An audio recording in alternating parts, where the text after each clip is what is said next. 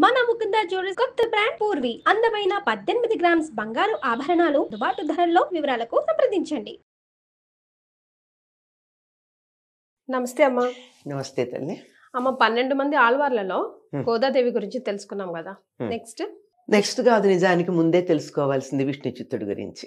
అచ్చా, అంటే మనం ముందే తెలుసుకున్నాం కానీ తర్వాత చెప్పుకుంటున్నాం. అమ్మా, అంటే మనం ఇన్ జనరల్ గా కళ్యాణం గురించి మాట్లాడాం కాబట్టి అందులో అమ్మవారిది వచ్చేసింది. ఎందుకంటే దక్షిణ దేశంలో బాగా నాస్తిక మతాలు ప్రబలి, అసలు భగవంతుడు మొదలైనటువంటి ఆలోచనలు లేక, యజ్ఞయాగాది క్రతువులు కానీ, పూజలు కానీ, భక్తి కానీ బాగా తగ్గిపోయినటువంటి కాలంలో మళ్ళీ ప్రజలలో నాస్తికత పోయి భక్తిభావం పెంపొందాలి అనేటటువంటి ఆలోచనతో 2 మతాలు ఆవిర్భవించాయమ్మా. ఒకటి వీరశైవం, మరొకటి శ్రీ వైష్ణవం. అంటే శివుడే దేవుడు అని చెప్పేటటువంటిది వీరశైవం, అందులో కొంచెం వీరత్వం ఉంటుంది. ఇది శ్రీ వైష్ణవం. అంటే అంతకు ముందు వైష్ణవం ఉంది, అంటే విష్ణువు ప్రధానమైనటువంటి దైవంగా ఆరాధించేటటువంటి విష్ణువు సర్వవ్యాపకుడైనటువంటి ప్రధాన దైవం, సర్వాంతర్యామి, అందరిలో ఉండేటటువంటిది విష్ణు చైతన్యమే. విష్ణువు అనగా వ్యాపనశీలము కలిగినటువంటి వాడు అనే అర్థంతో అందరిలో ఉన్న దైవాన్ని విష్ణువు అనే పేరుతో ఆరాధించే పద్ధతి వైష్ణవం. విష్ణువుకు ఒక రూపకల్పన చేసి ఈ రూపాన్ని ఇలా పూజ చేయాలి అని, అదే విష్ణువుకి మనకి సర్వవ్యాపైనటువంటి విష్ణువుని ఆరాధించడం కష్టం గనక, ఇప్పుడు నీలో విష్ణువు ఉన్నాడు, అతనిలో విష్ణు ఉన్నాడు, ఇంకోళ్ళలో విష్ణు ఉన్నాడు, నాలో విష్ణు ఉన్నాడు, ఈ నీళ్లలో రాతిలో దన్నిట్లో ఉన్నాడు, ఎట్లా గుర్తిస్తాం మనం? సామాన్యులకు కొంచెం కష్టమే కదా. అందుకని ఆ విష్ణువు యొక్క లక్షణాలకి ఒక ఆకృతిని మన కళ్ళ ముందుంచి పూజ చేసేటటువంటి విధానాన్ని ఏర్పాటు చేయడం జరిగింది. అది శ్రీ వైష్ణవం అన్న పేరుతో ప్రఖ్యాతి పొందింది.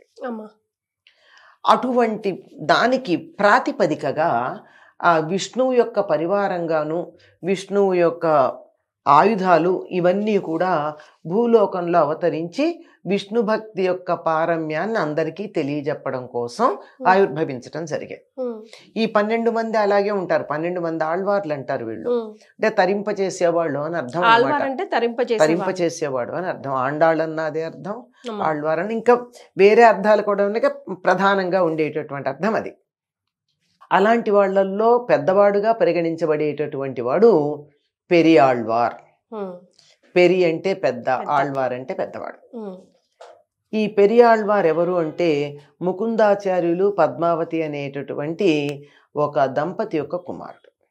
వాళ్ళు మూంగుల్కుడి అనేటటువంటి ప్రాంతం నుంచి విల్లిపుత్తూరుకు వచ్చారు. వాళ్ళకి సంతానం కలగలేదని తిరుగుతూ ఉంటే విల్లిపుత్తూరుకు వచ్చి అక్కడ ఉన్నటువంటి వటపత్ర సాయికి నమస్కారం చేసుకున్నాక వాళ్ళకి సంతానం కలిగింది. అలా కలిగినటువంటి దాంట్లో ముందు పెద్దవాళ్ళు బాగానే ఉన్నారు, తర్వాత ఒక కుమారుడు జన్మించాడు. అతడు పుట్టినప్పుడు ఇంటి మీద తెల్లని గరుడ పక్షులు ప్రదక్షిణంగా తిరిగాయట. పక్షులైనా ఏవైనా ఇలా కుడివైపు నుంచి ఇలా తిరిగితే శుభం, ఇలా తిరిగితే అశుభం. దీపం పెట్టినప్పుడు దీపం జ్యోతి కావచ్చు, ఇది కావచ్చు, ఏదైనా సరే అలా తిరిగాయి. అప్పుడు ఇంకా కొన్ని లక్షణాలను బట్టి అక్కడ ఉన్న జ్యోతిష్కులు ఇతడు గరుత్మంతుడి తాలూకు అవతారమేమో అనుకున్నారు అని చెప్పారు. ఇతడు మీ వంశానికి చాలా ప్రఖ్యాతి తీసుకొచ్చేటటువంటి వాడు అని కూడా చెప్పారు. అతడు మామూలుగానే ఆ తండ్రి కూడా ముకుందాచార్యులు కూడా విష్ణు భక్తుడు, విల్లిపుత్తూరులో ఉన్నటువంటి ఆ వటపత్ర సాయికి సేవ చేసుకునేటటువంటి వాడు. వీడి తండ్రితో పాటు ఈయన కూడా విష్ణు భక్తి సహజంగానే వచ్చింది. అయితే తండ్రి భాగవతం చదువుతూ ఉన్నప్పుడు అందులో సుధాముడి కథ వినేటప్పటికి ఈయనకి నేను కూడా మాలా కైంకర్యం చెయ్యాలి భగవంతుడు కన్నా సంకల్పం కలిగింది. ఈ మాట కూడా మనం ఇంతకు ముందు చెప్పుకున్నాం. అయితే సుధాముడు మరి పూలు ఎక్కడి నుంచి తెచ్చేవాడో తెలియదు కానీ ఈయన మాత్రం పూలని తానే పెంచాలి అనే కోరిక. తోట తనే వేసి, వాటికి నీళ్లు తానే పట్టి, గొప్పులు తానే తవ్వి, పాదులు చేసి, పూలు పూస్తే తానే కోసి తీసుకొచ్చి మాలలు కట్టేవాడు. ఈ పూలు కోసేటప్పుడు మాల కట్టేటప్పుడు ముక్కుకి గుడ్డ కట్టుకునేవాడు. ఎందుకు అంటే ఆ పూల వాసన తాను చూస్తే వాసన చూసిన పూలు దేవుడికి పెట్టకూడదు కదా, అంత భక్తి అనమాట. పైగా సూర్యోదయానికన్నా ముందే కొయ్యాలి. ఎందుకు? సూర్యుడు ఉదయించేటప్పటికి తుమ్మెదలు అవి వస్తాయి. అమ్మో, పూల మీద తుమ్మెద వాలిందనుకో, తుమ్మెద తేనె తాగేస్తే ఏమవుతుంది? ఏదో మన బాలమురళీకృష్ణ గేయం ఉంది కదా, కొమ్మ కొమ్మకు కోటి తుమ్మెదలు ఎంగిలంటున్నాయి లింగా అని. మరి నేను ఎంగిల్లేంది నీకు సమర్పించుకుందామంటే తుమ్మెదలు వాలిపోయి అప్పటికే ఆ పూలల్లో తేనె తీసుకునేటప్పటికే వెంగిలైపోలా. ఈయననేమో అలా, ఆవిడేమో ఏకంగా తను వేసుకొని తను ఇలా కట్టుకుని. మీరు గమనించండి, శ్రీ వైష్ణవ సంప్రదాయంలో ఇప్పటికీ నైవేద్యం తయారు చేసే వాళ్ళు ముక్కు గుడ్డ కట్టుకుని చేస్తారు. ఎందుకు అంటే ఇప్పుడు మాస్కులు వచ్చాయి, పూర్వకాలం ఇలా తుండుగుడ్డ ఇలా కట్టుకుని చేసేవారు. ఎందుకంటే వండుతున్నటువంటి వాసన వాళ్ళు చూడకూడదు. పైగా ఇప్పుడు మీరు గమనించినట్టయితే తిరుపతిలో అక్కడ ఇలా స్వామిని తీసుకెళ్లే వాళ్ళు తలకు గుడ్డ చుట్టుకుని ఇలా పెట్టుకుంటారు. అదనమాట. ఈయన సూర్యోదయం అయితే ఎక్కడ తుమ్మెదలు ఎంగిలి చేస్తాయో పూలనని అంతకన్నా ముందే పూలు కోసి మాలలు గట్టి అర్పణ చేసేవాడు. ఈయన అంత భక్తి. ఏదడిగినా సరే నాదేముందండి అనేవాడు. ఈయన పేరు భట్టనాథుడు. భట్టనాథుడు. అయితే ఏమన్నా అంటే అంత విష్ణు చిత్తం.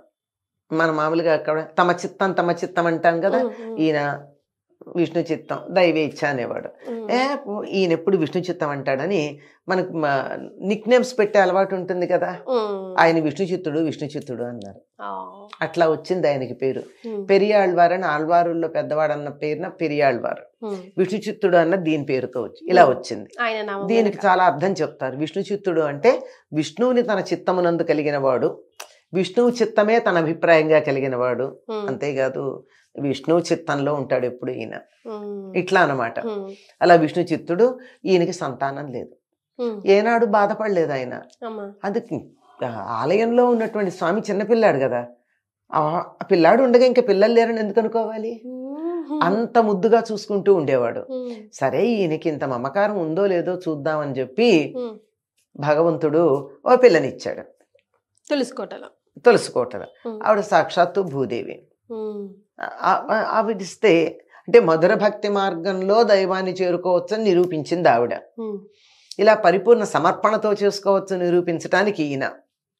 సరే, ఈయన ఇచ్చాడు. ఆ అమ్మాయిని కూడా భగవత్ ప్రసాదంగా భావించుకుని కోదై అని పేరు పెట్టుకున్నాడు. కోదై అంటే పూలదండ తమిళంలో. అయితే వాళ్ళకి మొదటి అక్షరం గాగా పలికే అలవాటు ఉంది కనుక ఆవిడ కోదై కాస్త గోదై అయింది. గోద అంటే కూడా అర్థం బాగానే సరిపోతుంది. భూదేవి నుండి ఉద్భవించింది అని అర్థంలో గోద, భూమి ఇచ్చింది అనే అర్థంలో. ఆ అమ్మాయి పెరిగి పెద్దదయ్యే లోపల ఇంతకు ముందు ఈయనకొకటి ఏం జరిగిందంటే, మధురా నగరాన్ని పరిపాలించేటటువంటి రాజు ఒక రోజు ఎప్పుడో అలా తిరుగుతూ ఉంటే ఎవరో ఒక శ్లోకం పాడతారు పండితుడు. ఆ పాటకు అర్థం ఏంటంటే పరలోకానికి సంబంధించింది ఇక్కడే మనం సంపాదించుకోవాలి అని. అంతే కదా.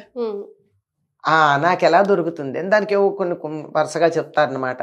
రాత్రి కోసం పగలు, వర్షాకాలం కోసం వేసవి కాలంలోను, మనం వృద్ధాప్యం కోసం యవ్వనంలోను సంపాదించుకున్నట్టే పరలోకం కోసం ఇక్కడే సంపాదించుకోవాలి అని.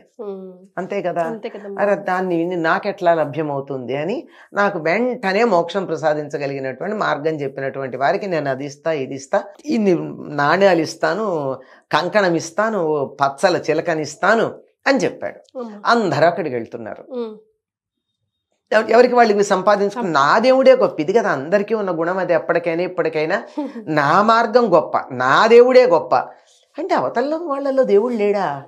మరి ఎవరికి వాళ్ళు బయలుదేరుతూ ఉంటే ఈయన తులసి తోటకి తవ్వుతూ ఉండగా ఒక అశరీరవాణి వినపడింది. ఓ పెరియాళ్వారు వెళ్ళు మధురా నగరానికి అని. నేనేం చెయ్యాలన్నాడు. ఏం చేయడం ఏంటి, వెళ్ళి అక్కడ విష్ణువు పూజిస్తేనే మోక్షం అని చెప్పి ప్రతిపాదించిరా అన్నాడు. నాకేం తెలుసు, మొక్కలకి పాదులు తేయడం తప్ప నాకేం రాదన్నాడు. బాగుందయ్యా, నువ్వు ఇప్పుడు ఎంత గొప్పగా చెప్పావో తెలుసా, పెద్ద సమాసంలో చెప్పావు ఈ మాట, నీ తెలివితోనే చెప్పావా, వెళ్ళు అక్కడికి వెళ్ళు, నేను మాట్లాడుకుంటా అన్నాడు. అందుకని ఆయన విష్ణు చిత్తుడు అనమాట. వెళ్ళాడు. అక్కడ మధురా నగరంలో విష్ణు పారమ్యం గురించి చెప్పాడు. అందరూ మెచ్చుకున్నాడు. రాజు అనుకున్నవి ఇచ్చి పట్టపు టేనుగు మీద ఊరేగింపు చేస్తున్నాడు. చేస్తూ ఉంటే ఈయనకి ఈ లోపల దేవాలయం దగ్గర కట్టాడు మూటలో ఈ బంగారు నాణ్యాలు, మణులు, రత్నాలు, ఓ పచ్చల చిలక కట్టి చేతికి ఒక కంకణం దొడిగి ఇవన్నీ ఇచ్చి ఊరేగిస్తున్నాడు. తన భక్తుడు ఊరేగింపు చూద్దామని విష్ణువు అలా ఆ అంతరిక్షంలో గరుత్మంతుడి మీద కనపడ్డాట. మరి కనపడితే పూజ చేయాలి కదా, ఏముంది పూజ చేయడానికి దగ్గర? నాణ్యాలు, రత్నాలు ఉన్నాయి. రత్నాలు అలా వేసేట పైకి. పల్లాండు పల్లాండు అని ఉంటుంది. అంటే నీకు జయమొగ్గాక, నీకు శుభమొగ్గాక, దేవుడికి శుభం పలికాడు. అందుకని భగవంతుడికి ఆశీర్వచనం ఇవ్వగలిగినటువంటి వాడని పెరియాళ్వారు, పెద్ద ఆళ్వారు అన్నారు. వచ్చి ఆ డబ్బుతో బటపత్ర సాయి ఆలయానికి మంచి రాజగోపురం నిర్మాణం చేశాడు. తనకేం ఉంచుకోవాలి, తనకేం అక్కర్లా. అటువంటి ఆయనకి ఈ అమ్మాయిని భగవంతుడు ప్రసాదంగా ఇచ్చాడు. ఆ పిల్ల కృష్ణుని వివాహం చేసుకోవాలనుకుంది. రంగనాథుడికి ఇచ్చి కళ్యాణం చేశాడు. ముందు కాదన్నాడు. అమ్మ గుడిలో ఉన్నటువంటి విగ్రహానికి ఎట్లా ఇస్తానమ్మా అన్నాడు. అంటే అక్కడ మమకారం వచ్చేసింది. కాదని మొత్తానికి ఇచ్చి కళ్యాణం చేశాడు. ఆ విధంగా విష్ణు చిత్తుడు ఆళ్వార్లందరిలోకి పెద్దవాడు. ఈయన రచించినటువంటి పల్లాండి ఇప్పటికీ వైష్ణవాలయాల్లో మనం వింటాం. సో మొదటి ఆళ్వార్ లేదా పెద్ద ఆళ్వార్ గురించి తెలుసుకున్నాం. చాలా సంతోషం అమ్మా, ధన్యవాదాలు.